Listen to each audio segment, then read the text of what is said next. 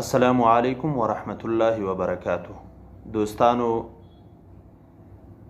د چاسي په سترګو باندې درد دي، سترګې یې درد کوي، د هغه دپاره یو روحاني علاج دی، روحاني وظیفه ده د قرآن شریفه. د چاسي په سترګو درد وي، هغه سړی دی د سهار سنت لمونځ چې وکړي،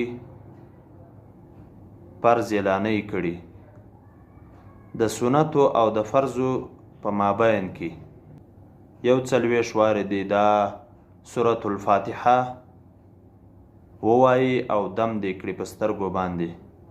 انشاءالله الله تعالی به درد ختم کړي او الله تعالی به د سترګو د درد شفا ور نصیب کړي انشاءالله.